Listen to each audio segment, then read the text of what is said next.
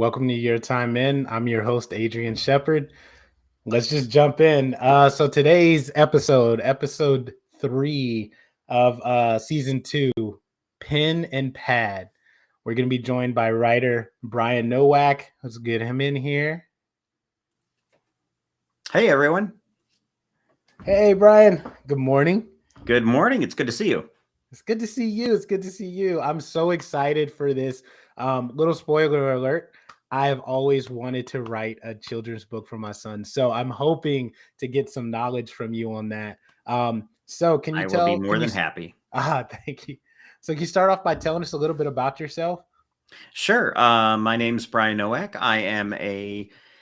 I guess you could say I'm a horror writer because I do prefer to work in the horror genre. I also write mysteries and a sci-fi series, which actually it's more lighter sci-fi. I don't, my personal writing motto is always that I want to be the ultimate airport author. I want to be the guy that you grab their book off the shelf because you've got that flight that you need to spend some time reading on, and I just want to take you on a fun journey. That's all I'm going for. Nothing heavy. I'm not trying to, I want you to enjoy yourself because at the heart of writing, we're entertainers, and I want to entertain you because, well, that's my goal. That's my only goal. I want you to Yeah. enjoy it. Yeah, you said I love when like if you're reading a book or writing or watching a movie, you know how they say the title of the book or the movie inside of the context. Yes. So you just described you said I love to take people on a journey, and we're on Yes. season 2, the journey. Yes. That stuff is so cool to me. So what have you done to kind of start off on this journey? What got you started? So I love to answer that question with boredom. I was in a meeting a long time ago, 2013. There I was, 2013, standing there in a mud hole no, I was in an office, and I was bored. So I decided I wanted to start jotting a story on the back of my notepad.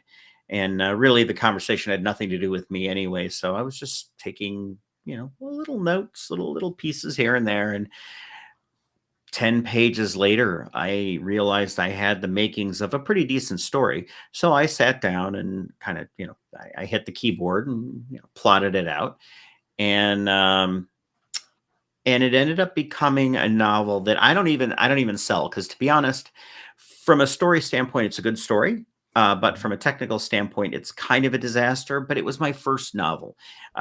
Here's a little secret for your audience. If you're a writer and you're writing your first novel's going to be terrible. It's only that's just that it's the writer's process, right? You have to write that first novel and get through that first draft, because if you don't, you're not going to learn. That is how you learn. A really good friend and fellow author, Patrick Hodges, and I talked about that at one point many years ago, about how that first effort is just something you shove into a drawer and you kind of forget it happened. I still have I still have it on my shelf behind me here, as a reminder from where I started. But I've learned so much since then, and that's that's really the growing process. The process of an author is Yeah, learning. that's so true. So I wrote my first ever kind of novel when I was in the 3rd grade. And I used to like to draw, right? And Mhm. so what I did was take the books that I used to read and like take a little bit of everything from them. But I will say that probably is not a published book anywhere. I don't know that I still have that book. Um, and I wrote another story in the 5th grade, and that one was a little bit more detailed and everything. I was inspired by, there's a book called My Side of the Mountain, and I Okay. can't think of who the author is, but that book, just the imagery that was created in that book, Mhm. just from the words, inspired me to write. And I've since fallen off from it. So I would ask, like, in all of that discovery that you've had, and even the tip you provided us and the audience, like, what is important about the journey that kind of kept you going and kept you motivated? Once the boredom set aside, what was next? Well, okay, so there's a lot to unpack there. First, let's begin at the beginning. We are the sum of our parts. So if you came into my office here, you would see books upon books upon books, and every one of those books actually adds to who I am as a writer. I don't care if I've got a book on Blackbeard over here. I've got a Terry Brooks novel, which I love. All of these things sort of add into me collectively as a writer. So when you get to the point where, so I'm a fiction novelist, I don't know that I ever truly get bored. Because, so take, for example, everybody loves to say, well, what happens when you get writer's block? Writer's block doesn't exist. I don't believe it exists. I believe you just internally have a hard time moving forward with your story because your brain, your subconscious really hasn't worked out that portion of that story yet. So what I always say is, if you can't progress in your current project, open up a Word document or flip open a new piece of paper, start writing something else. I don't care what you're writing. Write about how you think you're going to cook dinner that night. Write about how much you have a secret love of vacuuming. Write about, I don't care what you write about. Write something. Because I guarantee if you start writing and you just keep writing about anything that pops into your head, you're eventually going to get your brain back to the point where you're working on your story. Because the writing process is a lot like a pump, like an old-fashioned pump, water pump. Yeah. You've got to add water to it to prime it. Otherwise, it's not going to go anywhere. You're just going to sit there. No, Right. you need to dump a little water in the get it going. But not just books. Okay, don't think just purely in books. Art, music, literature. Go out and I love paintings. I love looking at classical painting is always very interesting to me anyway, because you see the imagery and you think what was going through the artist's mind at the time. That's all going to feed into you and help you with your process. So just because you're not writing a book at that time and you want to be an author, it doesn't necessarily mean you're not growing as an artist. So like we do this thing in coaching, where, or even in life in general, in life in general, as a human being, we take breaks. And that's why, your time in podcast, check back in.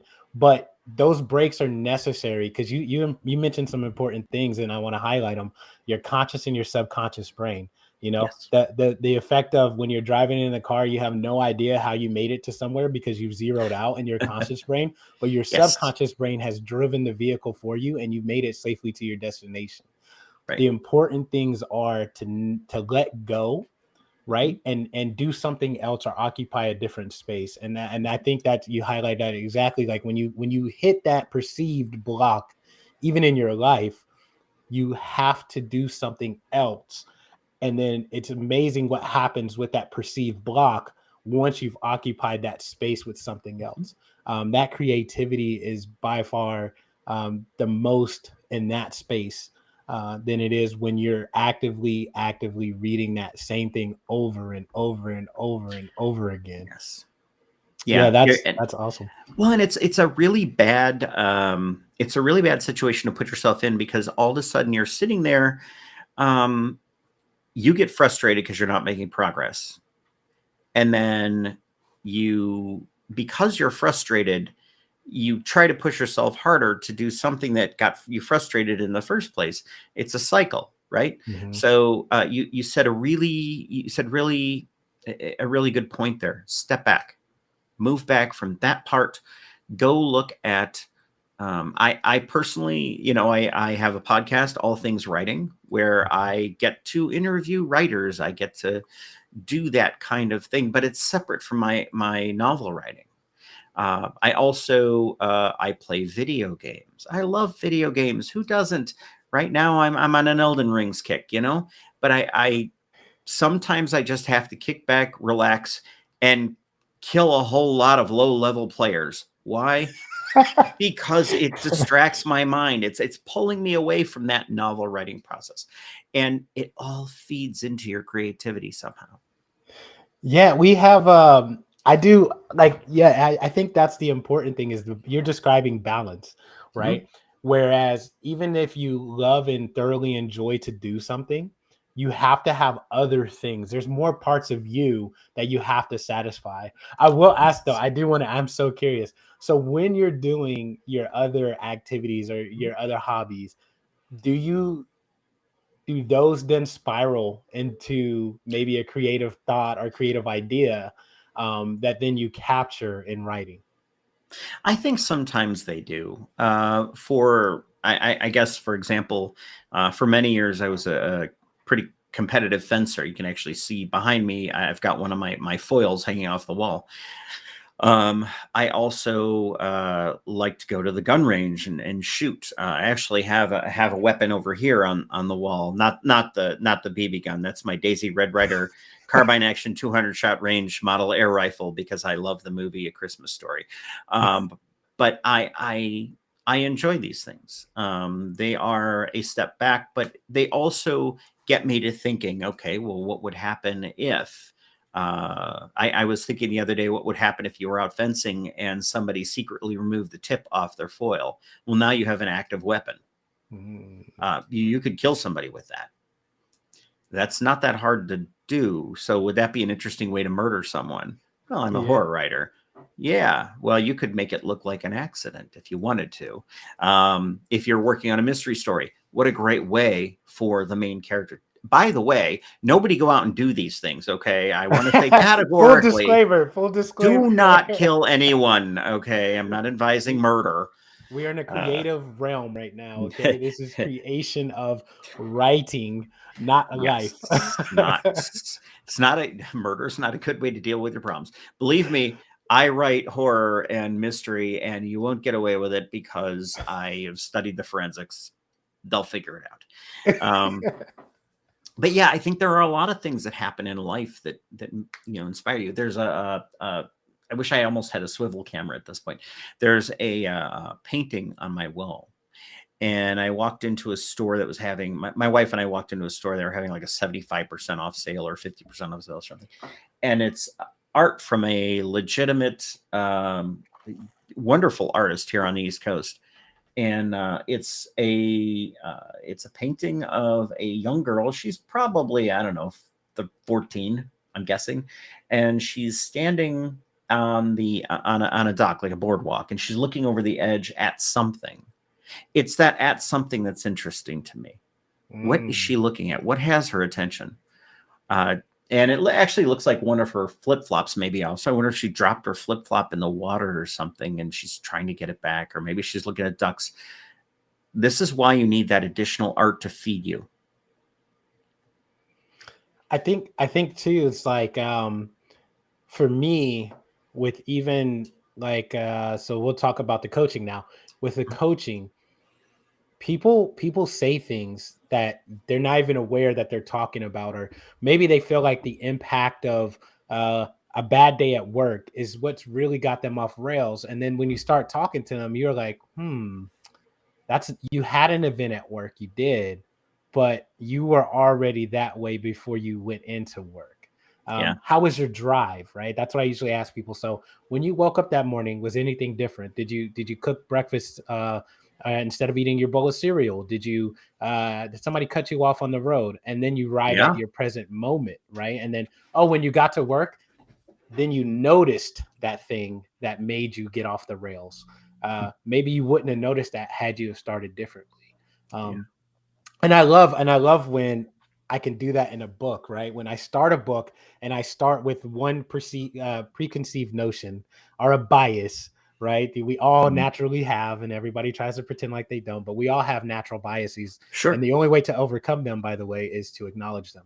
But so when I start reading a book, that's what I'm looking at. I'm like, oh, the title, right? I always get sucked in by the title and the cover art. And by the way, I was on your website and I did see the cover art with you. You see you in the center, and then you're surrounded by books. And I Yes. want to congratulate you because every one of those pieces of cover art are literally works of art. Like I really, really, really like them and am intrigued to read them. There's one in particular, and I don't want to misquote it, so I just opened it up. I really like the Dramatic Dead cover. Oh, Like thank you. absolutely love that cover. I'm intrigued That's by my that. current. That's actually my current bestseller. Referring to this one here. Yes. I'm actually now. Don't freak out. I'm working on actually changing the cover. Oh, The reason I'm working on changing the cover is because the Dramatic Dead and the Reverend Dead are actually two in a series. I want to get the covers to match a little better. oh, okay, okay. I'm looking at them. I'm looking at them. Yeah, Okay, I can see that. Okay, I approve. but it's well, thank you. Adrian said it's okay. So, well, and, and it's interesting when people come to my table at shows and they look at there's always this what is your conversion rate on people that come to your table. If they read the backs of the books, especially the Dramatic Dead, they almost always buy it. Mm. There's something about the back of that book, and actually all my books, that sort of draw them in. But I've gotten better at writing the back matter over the years. Everybody hates writing that, by the way. You talk to 50 authors, 150 of them will say that they hate it. Yeah, that's the. I feel like Because, yeah, I do read the back cover, but what gets me is I don't know what it's the technical term of it is, but like the dedication page. I always yeah, go to the dedication page. So I read the back and I'm like, because a lot of the times you see a lot of accolades on it, and I'm like, okay, yeah, that's great. But then I go to the dedication page yeah. and I read the dedication and I go, huh, That's okay. interesting. Hmm. Yeah, I mean that's the way I uncover a book. I don't know that I mean I'd like to think that I'm not the only person in the world that does that. So maybe that's another thing to maybe get curious about. And because I read every single, even if they just say to Jude, I love you. I'm Yeah. like, okay, simple. And then I try to grasp like kind of where I think the book will go between the two, the cover art and the dedication page. That's Hmm. I always do that. This is really fascinating. I honestly don't think I've ever had anybody say that. I Ah. sell a lot at shows and conventions, and actually, that's literally where most of my sales come from. And I don't think I've ever had anybody sit there and read the acknowledgments page. Acknowledgements page. Yeah. Yes. Yes. See, I knew I didn't know the technical term, but I read that page. So I mean, that's just me, and I think that the importance of doing for me, like even having the podcast is there's somebody that's maybe going to encounter this or listen to this that's going to relate to that. And that's why I wanted to do the Journey series is that No. there's people that are listening to you talk right now and they were like, can you please correct him? Please correct him on the name of the page, please.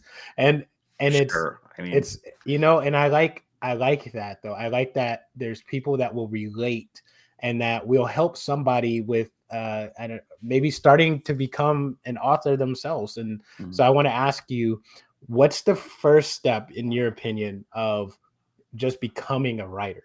Are we all inherently already writers, or is there something that we need to do? So Or, I'm there's sorry. a great quote from Stephen King. If you've never read if you're a writer or want to be a writer or just somebody very interested in the writing process, because believe it or not, there are people out there who follow writers because they just sort of enjoy the writing process and they're fascinated by it. There's Stephen King has a book called On Writing. It is mandatory reading for anybody who writes, and one of the things that he says in there is anytime you write, congratulations, you're a writer. And I think that's a very valuable I think it's a very valuable thing, It's important to grasp that the first thing you have to do when you're a writer is start writing. Just pick up a pen. It doesn't matter. Pen, paper, back of a napkin, Word format, whatever, do it. Um, Again, you have to prime that pump. You cannot prime Mhm. that pump unless you start writing.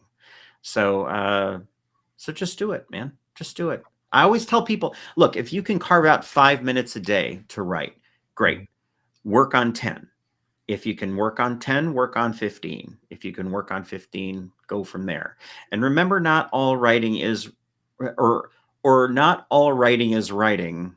And what I mean by that is there's things like editing and research and all kinds of things that have to be done that are part of the writing process. And they all count. So, Interesting.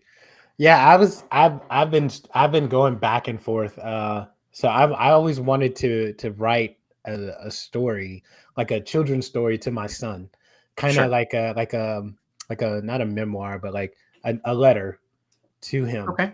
And if other people relate or benefit from it, that's great. But the whole purpose of the art and everything would be for my son to read, like as his first reading book, to be able to read that book.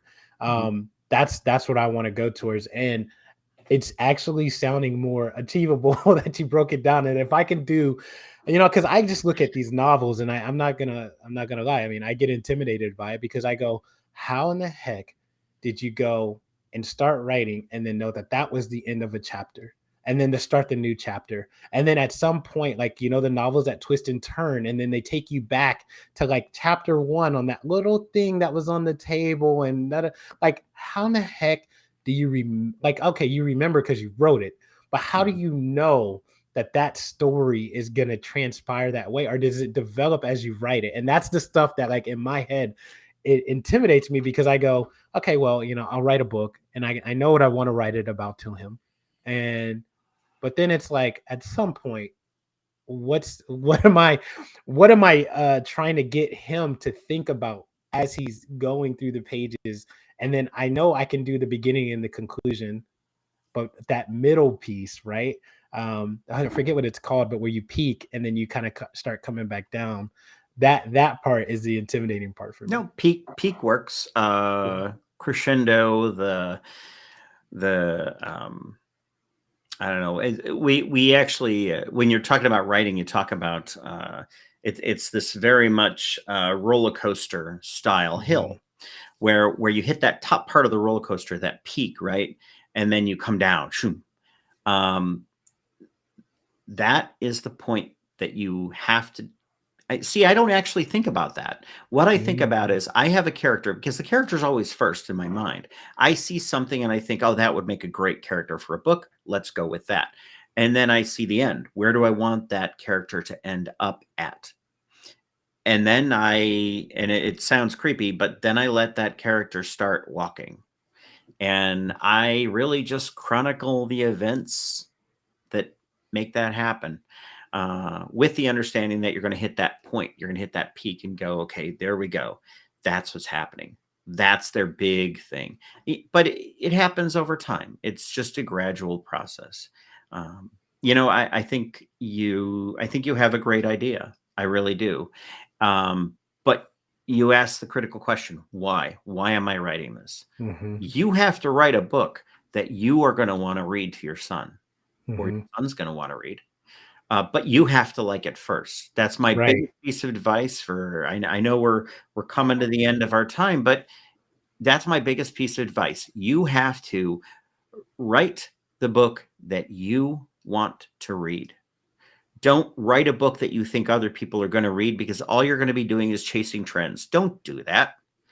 Write the book that you want to read, and I can guarantee other people will want to read it. Right. It's kind of like, you know what you like, you know what you want.